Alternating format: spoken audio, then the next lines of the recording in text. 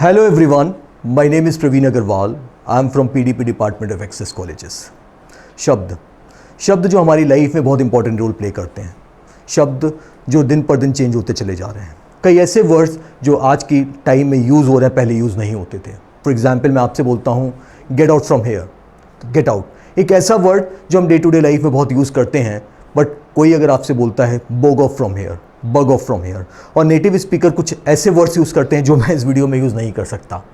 सो शब्द कई बार हमारी लाइफ को पूरी तरह चेंज कर देते हैं. तो मैंने क्या किया है, आज कुछ ऐसे वर्ड्स लिए हैं, और ज़्यादा वर्ड्स मैं नहीं ले रहा हूँ, मैं केवल 5 वर्ड्स लेने जा रहा हूँ. ऐसे वर्ड्स जो हमको मैगजीन में बहुत मिलते हैं, जो हमको न्यूज़पेपर में बहुत मिलते हैं, और कई बार हम लोगों से सुनने को मिलते हैं. कई बार हमें इसका मतलब पता होता है, कई बार उन वर्ड्स का मतलब हमें नहीं पता होता है. तो आज के टॉपिक को मैंने नाम दिया है इंपॉर्टेंट वोकेबलरी. इंपॉर्टेंट वोकेबलरी ऐसी वोकेबलरी जिनका हम डे टू डे लाइफ में बहुत यूज़ करते हैं या न्यूज़पेपर में हमें मिलते हैं. तो चलिए स्टार्ट करते हैं. हमारे सामने पहला वर्ड आता है ऑफेंड. ऑफेंड का मतलब क्या होता है? अनॉय. जब हम किसी को गुस्सा कर देते हैं, so we offend that person. आपने कई बार ये वर्ड सुना होगा, लेकिन बहुत कम यूज़ करते हो. अनॉय वर्ड बहुत कॉमन है, लेकिन ऑफेंड वर्ड का भी आजकल बहुत यूज़ होता है.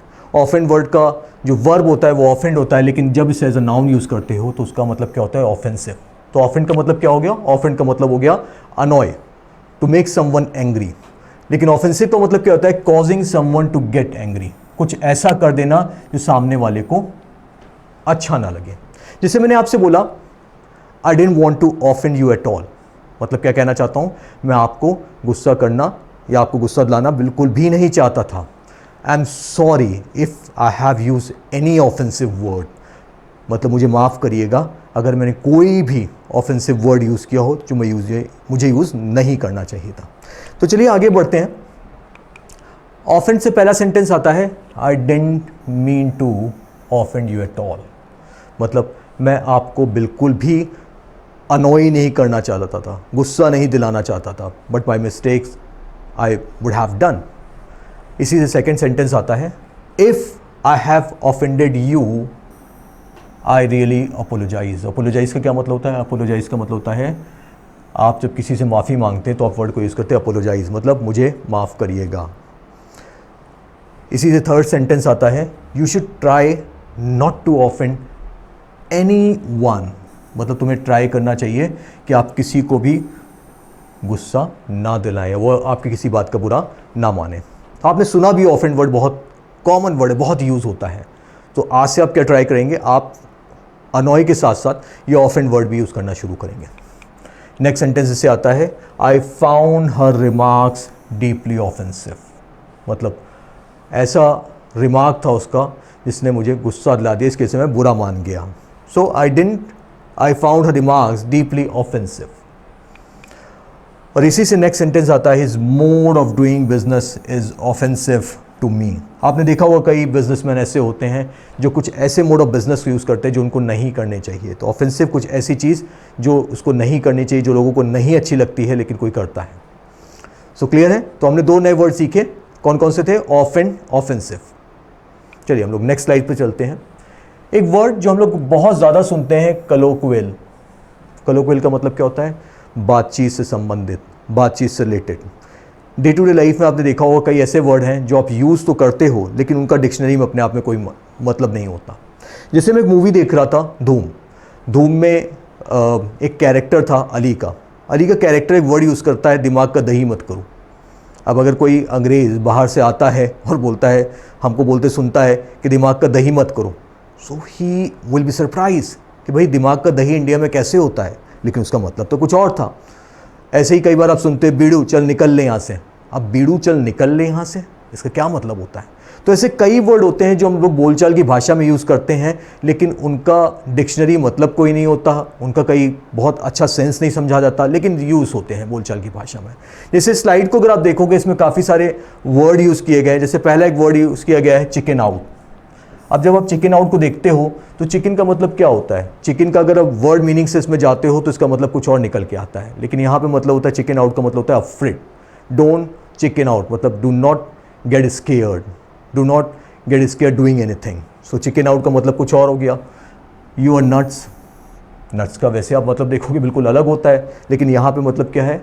Have you gone mad, are you mad, nurse का मीनिंग चेंज है। गो बनानास, अब अगर कोई बनानास की मीनिंग से गो बनानास का मीनिंग समझना शुरू कर देगा, so the person won't be able to get even a single meaning of this particular word. Go bananas का मतलब होता है गो मैड। और ऐसे ही एक सेंटेंस लिखा है, was not born yesterday, it means I am not new to this field, you are finding me fool, no. So हम लोग काफ़ी सारे वर्ड सीखेंगे, लेकिन हमारा जो मेन वर्ड है वो क्या है, कलोक्वियल। कलोक्वियल मतलब होता है बोल चाल की भाषा से संबंधित। क्लियर? तो हम लोग सेंटेंस की साइड पढ़ते हैं। जैसे मैंने इसमें एक सेंटेंस यूज किया, they have little acquaintance with colloquial English. जब भी आप कभी नेटिव स्पीकर को सुनोगे ना, तो कई ऐसे वर्ड यूज़ करते हैं जो आपने अपनी डे टू डे लाइफ में नहीं सुने हैं, जिनका ऑफिशियल मतलब कुछ और होता है, लेकिन कलोक्वियल भाषा में मतलब कुछ और होता है। जैसे मैंने एक बहुत अच्छा सेंटेंस सुना था, और कई बार उस सेंटेंस को लोग बहुत गलत समझते हैं। जैसे अफ्रेड का मतलब क्या होता है, डरना। लेकिन अगर मैंने आपसे बोला, I am afraid that you have missed the bus, so I am not scared of here, I am not afraid of here, I want to say I am really sorry you miss your bus. तो अब यहाँ पे कलोक्वियल word afraid का बिल्कुल change हो जाता है। ऐसे कई वर्ड आपने नेटिव स्पीकर से सुने होंगे जो वो लोग यूज़ करते हैं, बट आप नहीं समझ पाते। जैसे किसी ने यूज़ कर दिया, he is a big gun. अब is a big gun, big gun का मतलब अगर हम डिक्शनरी मीनिंग देखते हैं तो बिल्कुल अलग हो जाता है, लेकिन कलोक्वियल वर्ड बिल्कुल अलग होता है। तो हम उन वर्ड्स को नहीं डिस्कस करें, हम सिंपली कलोक्वियल वर्ड का मीनिंग समझने की कोशिश करें। जैसे कई बार हम लोग स्लैंग भी कहते हैं। ऐसे नेक्स्ट इससे सेंटेंस आता है, it is hard to understand colloquial idioms of a foreign language. जैसे कई बार आप इंग्लिश मूवीज़ देखोगे, you try your best to understand that movie, but you get fail, not because your grammar is bad, not because your vocabulary is bad. Sometimes it happens you're the master of vocabulary, sometimes it happens you're the master of grammar, but you're not able to understand that particular movie, and you start blaming yourself कि भैया movie समझ में क्यों नहीं आ रही है, मुझे तो ग्रामर भी आती है, मुझे तो vocab भी आती है, मुझे तो प्राइजेस मिले हैं। लेकिन होता क्या है, वही वो डे टू डे लाइफ में ऐसे वर्ड को यूज़ करते हैं, कलोक्वियल इडियम्स को यूज़ करते हैं जो केवल बोल चाल की भाषा में यूज़ होते हैं, लेकिन उनका डिक्शनरी मीनिंग बिल्कुल अलग होता है। ऐसे नेक्स्ट सेंटेंस आता है, some students have a good grasp of colloquial language. तो देखा होगा कई स्टूडेंट होते हैं, they are not very good at their marksheets, but the way they speak up is mind blowing, excellent speaker they are, and they use many words that are use in day to day conversation. इसी से हमारा next sentence आता है bro. आपने देखा होगा आजकल एक वर्ड यूज होता है ब्रो सिस। तो ब्रोसिस का अपना डिक्शनरी मतलब कोई भी नहीं होता। ऐसे एक वर्ड आपने सुना होगा शुडेंट, शुडेंट का शॉर्ट फॉर्म होता है शुंट। तो ऐसे कई वर्ड हैं जो डे टू डे लाइफ में यूज़ करते हैं, बट उनका मतलब बिल्कुल चेंज होता है रियल लाइफ से। तो bro is considered a colloquial word and is use then and there. Clear? तो कलोक्वियल का मतलब क्या होता है, बोल चाल की भाषा से रिलेटेड, उससे संबंधित। आपने कई बार बच्चों को देखा होगा कि बच्चे गुस्से में क्या करते हैं, हाथ पैर पटकते हैं। बच्चे वो करवाना चाहते हैं जो वो चाहते हैं, और अगर आप नहीं करते तो they do some sort of activity, they have got some behavioural issue, जिसे बोलते हैं नखरे दिखाना, गुस्सा दिखाना, दैट्स नोन एज टेंट्रम। आप भी बच्चों के गुस्से का शिकार बने होंगे। आपके साथ भी कई बार ऐसा हुआ होगा कि बच्चे को लेकर आप मार्केट में गए होंगे, बच्चा कुछ खरीदना चाहता है, आपने मना कर दिया, and they start showing tantrums. तो टेंट्रम्स क्या होता है, ऐसा बिहेवियर जो किसी से कुछ करवाने के लिए यूज़ किया जाता है। अभी से कुछ सालों पहले तक ये वर्ड केवल बच्चों के लिए यूज़ होता था, बट आज की डेट में हम डे टू डे लाइफ में भी ये वर्ड यूज़ करने लगे हैं। जैसे मैं बोलता हूँ, सपोज आपसे, I am not able to bear up your tantrums any longer, मतलब मैं आपके नखरों को आगे बर्दाश्त नहीं कर सकता हूँ। तो जब भी इस वर्ड को आप डे टू डे लाइफ में यूज़ करते हो तो कई बार उसका क्या मतलब निकल के आता है, नखरे। जैसे दशरथ जी को जो कैकई जी ने बिहेवियर इशू थे उनके साथ में, उनको भी हम लोग टेंट्रम्स की कैटेगरी में रख सकते हैं। क्लियर? तो चलो हम देखते हैं टेंट्रम्स हम कौन कौन से सेंटेंसेस बना सकते हैं। टेंट्रम से पहला सेंटेंस आता है the spoiled child. Spoiled child का मतलब क्या होता है? स्पॉइल्ड चाइल्ड का मतलब होता है बिगड़ा हुआ बच्चा। आपने देखा होगा कई बच्चे होते हैं जो अपनी चीज़ें मनवाने के लिए किसी भी तरीके का बिहेवियर कर देते हैं। तो ऐसे बच्चे जो बिगड़े हुए होते हैं उनको हम लोग बोलते हैं स्पॉइल्ड चाइल्ड, और इसको स्पॉइल्ड चाइल्ड भी बोला जाता है।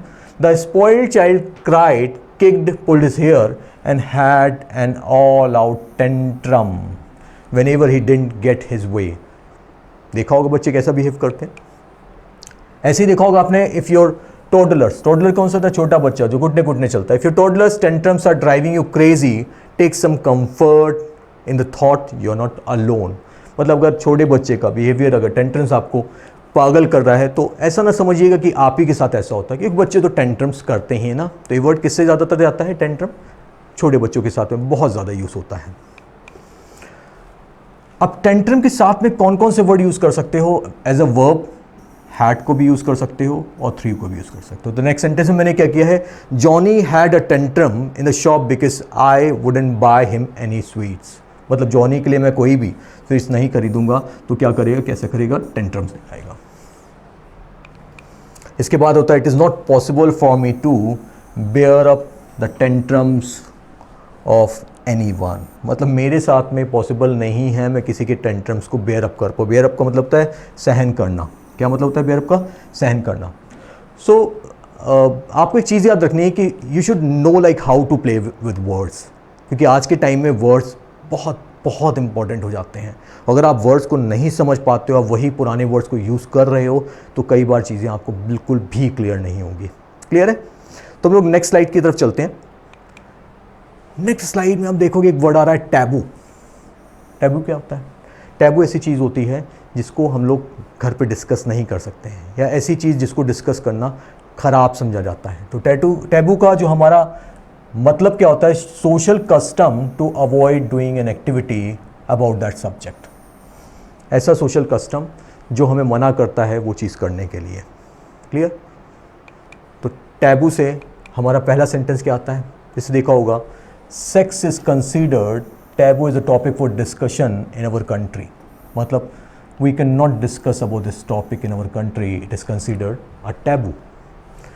इसी से हमारा नेक्स्ट सेंटेंस बनता है, in this company dating a coworker is considered taboo.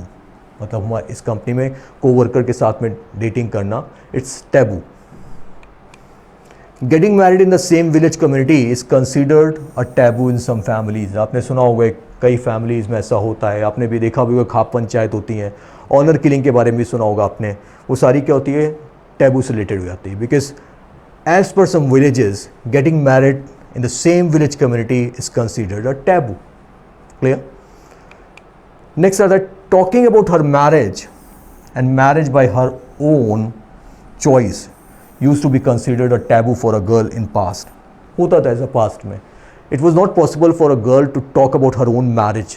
It was not possible for a girl to talk about her own choice.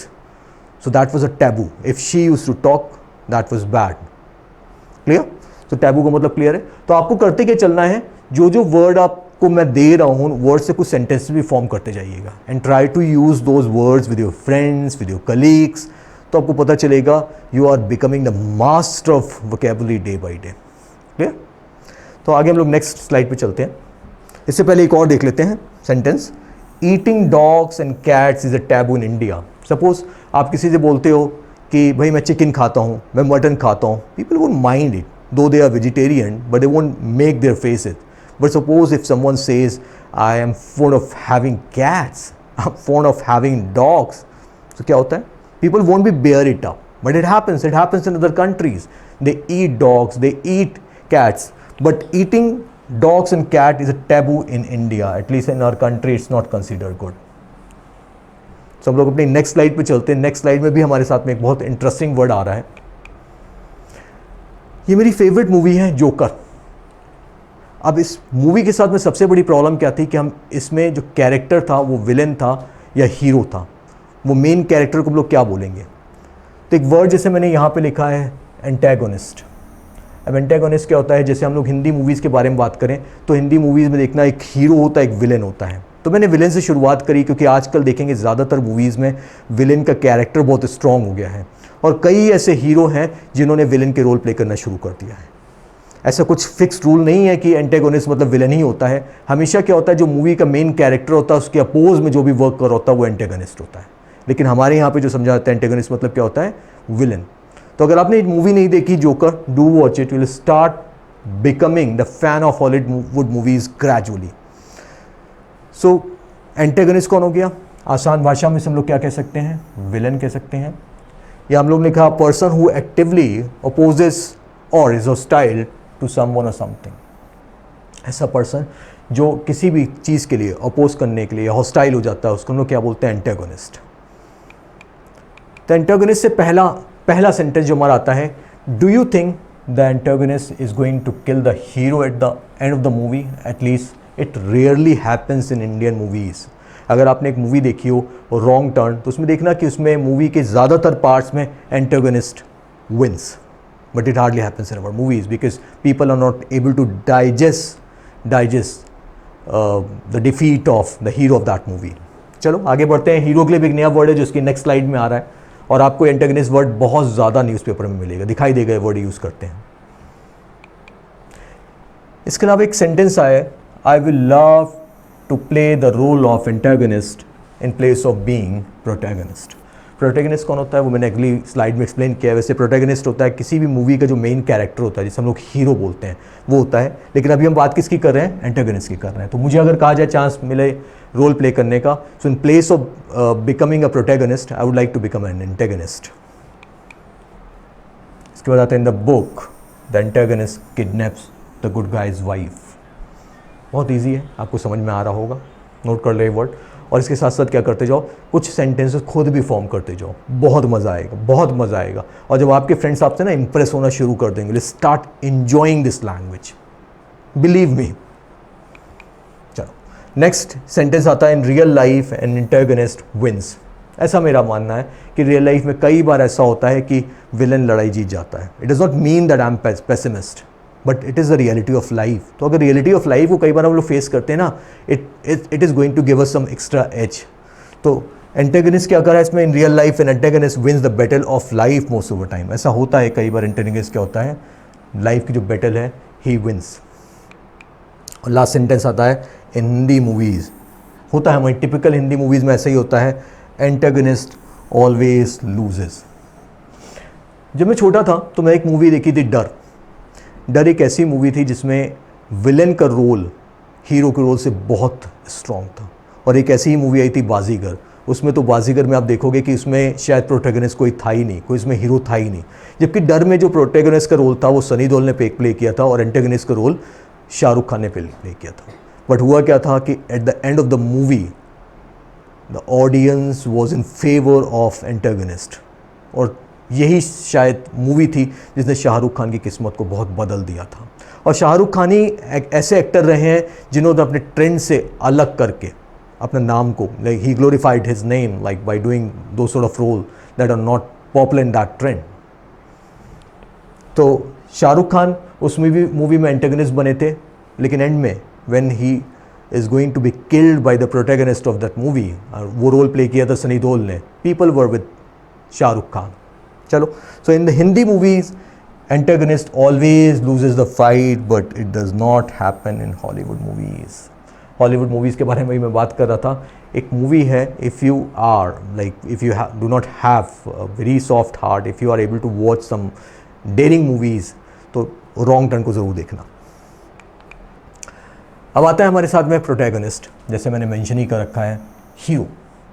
किसी भी मूवी में जो हीरो होता है, जो मेन कैरेक्टर होता है, जो दुनिया को बचाता है, उसे हम लोग बोलते हैं प्रोटैगनिस्ट। जैसे आपने स्पाइडरमैन देखी होगी, तो स्पाइडरमैन क्या था, प्रोटैगनिस्ट था। ऐसे ही आपने शाहरुख खान की रॉ वन आई थी, ऐसे आपने क्रिश देखी होगी, तो उसमें सब क्या था, प्रोटैगनिस्ट का रोल कौन प्ले कर रहा था, हीरो थे, वही थे।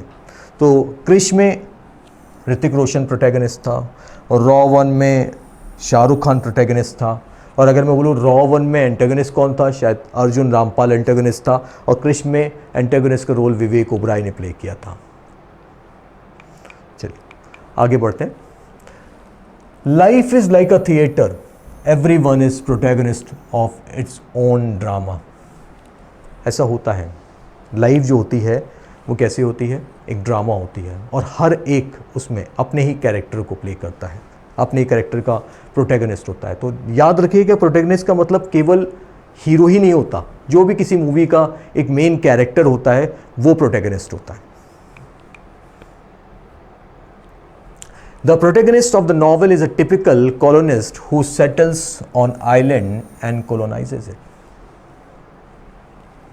नेक्स्ट सेंटेंस इसमें हमारा आता है, Sunny was, I am talking about Sunny Deol, Sunny was protagonist but Shahrukh was antagonist in the movie डर।